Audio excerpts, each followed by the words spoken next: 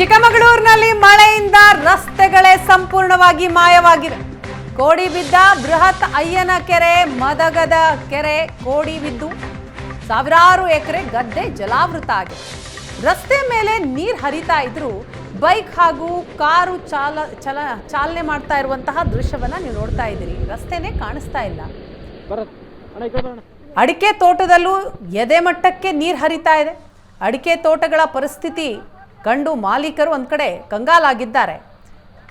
ಭಾರಿ ಮಳೆ ಆಗ್ತಾ ಇದೆ, ಪ್ರವಾಹದ ಭೀತಿ ಇದೆ. ಮತ್ತೊಂದು ಕಡೆ ರೈತರು ಬೆಳೆದಂತಹ ಜಮೀನಿಗೆ ಸಂಪೂರ್ಣವಾಗಿ ನೀರು ನುಗ್ಗಿದೆ.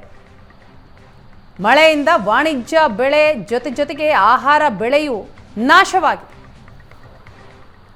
ಪಶ್ಚಿಮಘಟ್ಟ ಶ್ರೇಣಿಯಲ್ಲಿ ನಿರಂತರವಾಗಿ ಸುರಿದ ಮಳೆಯಿಂದಾಗಿ ಈಗ ಪ್ರಮುಖವಾದಂಥ ಕೆರೆ ಕಟ್ಟೆಗಳೆಲ್ಲವೂ ಕೂಡ ಕೋಡಿ ಬಿದ್ದಿರುವಂಥದ್ದು. ಅದರಲ್ಲೂ ಕೂಡ ಇತಿಹಾಸ ಪ್ರಸಿದ್ಧ ಬಯಲುಸೀಮೆಯ ಮದಗದ ಕೆರೆ ಕೋಡಿ ಬಿದ್ದಿರುವಂಥದ್ದು. ಕೋಡಿಯ ಬಿದ್ದಂಥ ಹಿನ್ನೆಲೆಯಲ್ಲಿ ಅಕ್ಕಪಕ್ಕದ ಹಳ್ಳಿಗಳಿಗೆ ನೀರು ನುಗ್ಗಿರುವಂಥದ್ದು. ಅಕ್ಕಪಕ್ಕದಲ್ಲಿರುವಂಥ ಅಡಿಕೆ ಮತ್ತು ಹಾಗೆಯೇ ತೆಂಗಿನ ತೋಟಗಳಿಗೂ ಕೂಡ ಆ ಕೋಡಿಯ ನೀರು ನುಗ್ಗಿರುವಂಥದ್ದು. ಹಾಗಾಗಿ ಅಡಿಕೆ ತೋಟ ಹಾಗೆಯೇ ತೆಂಗಿನ ತೋಟಗಳು ಕೂಡ ಕೋಡಿಯ ನೀರಿನಿಂದ ಜಲಾವೃತವಾಗಿರುವಂಥದ್ದು.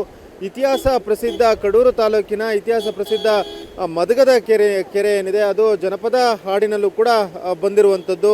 ಮದಗದ ಕೆರೆ ಕೋಡಿ ಬಿದ್ದಿರುವ ಹಿನ್ನೆಲೆಯಲ್ಲಿ ಅಕ್ಕಪಕ್ಕದ ಹಳ್ಳಿಗಳಿಗೂ ಕೂಡ ನೀರು ನುಗ್ಗಿರುವಂಥದ್ದು. ಸರಿಸುಮಾರು 32 ಹಳ್ಳಿಗಳ ವ್ಯಾಪ್ತಿಯಲ್ಲಿ ಬರುವಂಥದ್ದು. 15ಕ್ಕೂ ಹಳ್ಳಿಗಳಿಗೆ ನೀರು ಈಗ ನುಗ್ಗಿರುವಂಥದ್ದು. ಅದರ ಚಿತ್ರಣವನ್ನೀಗ ಕಾಣ್ಬೋದಾಗಿರುವಂಥದ್ದು. ಅನೇಕ ಗ್ರಾಮಾಂತರ ಪ್ರದೇಶದ ಜನರ ಸಂಪರ್ಕವೂ ಕೂಡ ಕಡಿತವಾಗಿರುವಂಥದ್ದು. ಇದೇನಿದೆ ಇದು ರಂಗನಹಳ್ಳಿ ಟು ಎಮ್ಮೆದೊಡ್ಡಿಗೆ ಸಂಪರ್ಕಿಸುವಂಥ ರಸ್ತೆ ಇದಾಗಿರುವಂಥದ್ದು. ರಸ್ತೆಯ ಮೇಲ್ಭಾಗದಲ್ಲಿ ಈಗ ಕೋಡಿಯ ನೀರು ಹರಿತಾ ಇರುವಂಥದ್ದು. ಕೋಡಿಯ ನೀರು ಯಾವ ಪ್ರಮಾಣದಲ್ಲಿ ಹರಿತಾ ಇದೆ ನೀರು ಅನ್ನೋದನ್ನು ಕೂಡ ಕಾಣ್ಬೋದಾಗಿರುವಂಥದ್ದು. ಇದರ ಮೇಲೆ ನೀರು ಹರಿತಾ ಇದ್ರೂ ಕೂಡ ವಾಹನಗಳು ಎಂದಿನಂತೆ ಸಂಚಾರ ಮಾಡ್ತಾ ಇರುವಂಥ ಚಿತ್ರಣವನ್ನು ಇಲ್ಲಿ ಕಾಣ್ಬೋದಾಗಿರುವಂಥದ್ದು. ಬೈಕ್ಗಳು ಕೂಡ ಹಾಗೆಯೇ ಕಾರು ಎಲ್ಲವೂ ಕೂಡ ಸಂಚಾರ ಮಾಡ್ತಿರುವಂಥ ಚಿತ್ರಣವನ್ನು ಇಲ್ಲಿ ಕಾಣ್ಬೋದಾಗಿರುವಂಥದ್ದು. ಅಡಿಕೆ ತೋಟ ಜಲಾವೃತವಾಗಿರುವಂಥ ದೃಶ್ಯವನ್ನು ಕೂಡ ಕಾಣ್ಬೋದಾಗಿರುವಂಥದ್ದು. ವೆಹಿಕಲ್ಗಳು ವಾಹನಗಳು ಕೂಡ ಸಂಚರಿಸ್ತಿರುವಂಥ ಚಿತ್ರಣವನ್ನು ಇಲ್ಲಿ ಕಾಣ್ಬೋದಾಗಿರುವಂಥದ್ದು. ಮದಗದ ಕೆರೆ ಏನಿದೆ 2036 ಎಕರೆ ಪ್ರದೇಶದ ವ್ಯಾಪ್ತಿಯಲ್ಲಿ ಬರುವಂಥ ಕೆರೆ ಇದಾಗಿರುವಂಥದ್ದು. ಈ ಕೆರೆ ಕೋಡಿ ಬಿದ್ದರೆ ಅಕ್ಕಪಕ್ಕದ ಅಡಿಕೆ ತೋಟಗಳಿಗೆ ಹಾಗೆಯೇ ಬಯಲುಸೀಮೆ ಭಾಗದ ಜನರಿಗೆ ಒಂದು ರೀತಿ ಎಲ್ಲ ಅನುಕೂಲವಾಗುವಂಥದ್ದು. ಹಾಗಾಗಿ ಮದಗದ ಕೆರೆ ಕೋಡಿ ಬಿದ್ದರೆ ಬಯಲುಸೀಮೆ ಭಾಗದ ಜನರಿಗೆ ಕುಡಿಯುವ ನೀರು ಸೇರಿದಂತೆ ತಮ್ಮ ಜಮೀನುಗಳಿಗೆ ನೀರಿನ ಒಂದು ಮೂಲವೂ ಕೂಡ ಆಗಿರುವಂಥದ್ದು. ಹಾಗಾಗಿ ಮದಗದ ಕೆರೆ ಕೋಡಿ ಬೀಳಲಿ ಅನ್ನೋ ಒಂದು ಪ್ರಾರ್ಥನೆಯನ್ನು ಕೂಡ ಬಯಲುಸೀಮೆ ಭಾಗದ ಜನರು ಮಾಡ್ತಾರೆ. ಜೊತೆಗೆ ಸ್ಥಳೀಯರಿದ್ದಾರೆ, ಅವರು ಮಾತಾಡ್ಸೋಣ. ಸರ್, ಈ ಬಾರಿ ಕೋಡಿ ಬಿದ್ದಿರುವಂಥದ್ದು ತುಂಬಾ ಅರಳಿ ಬಿದ್ದಿದೆ, ಹೇಗೆ ಅನಿಸ್ತಿದೆ ಸರ್? ಸರಿ ಬಹು ಜಾಸ್ತಿ ಬೇಗನೆ ಕೋಡಿ ಬಿದ್ದಿದೆ ಸರ್. ಪ್ರತಿ ಸಲ ಸ್ವಲ್ಪ ಲೇಟಾಗಿ ಕೋಡಿ ಬಿಡೋದು. ಈ ಸರಿ ದೇವರದಿಂದ ಮಳೆ ಪ್ರಮಾಣ ಜಾಸ್ತಿ ಆಗ್ಬಿಟ್ಟು ಈ ಮಲೆನಾಡು ಪ್ರದೇಶದಿಂದ ಬರ್ತಾ ನೀರು ಸೇರಿಬಿಟ್ಟು ಮಾಯದಂಥ ಮಳೆ ಬಂದ ಆ ರೀತಿಯಲ್ಲಿ ಮದಕ್ಕೆ ನೀರು ಬಂದಿದೆ. ಈ ಸರಿ ಅಸಲೆ ಮಳೆಗೆ ಕೋಡಿ ಬೀಳಬೇಕಾಗಿತ್ತು, ಬೇಗನೆ ಬಿದ್ದಿದೆ. ಖುಷಿ ವಿಚಾರನೇ ಕೋಡಿ ಬಿದ್ದು ಒಂದಾದರೆ, ಮತ್ತು ಬೇಜಾರಂದರೆ ಕೋಡಿ ನೀರು ಜಾಸ್ತಿ ಆಗ್ಬಿಟ್ಟು ಸುಮಾರು ಎಮ್ಮೆದೊಡ್ಡಿ ಭಾಗ ಅಂದರೆ 30 ಹಳ್ಳಿ ಸೇರುತ್ತೆ.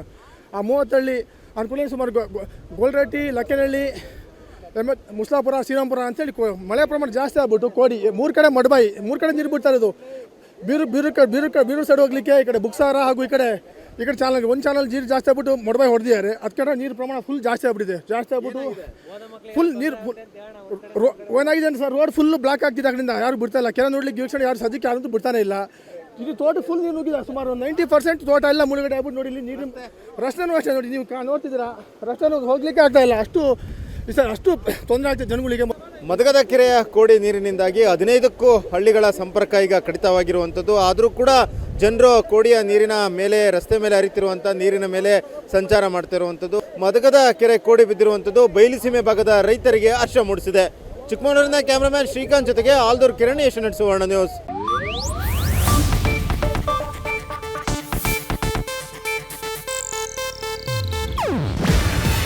ಇದು ಏಷ್ಯಾನೆಟ್ ನ್ಯೂಸ್ ನೆಟ್ವರ್ಕ್ ಪ್ರಸ್ತುತಿ.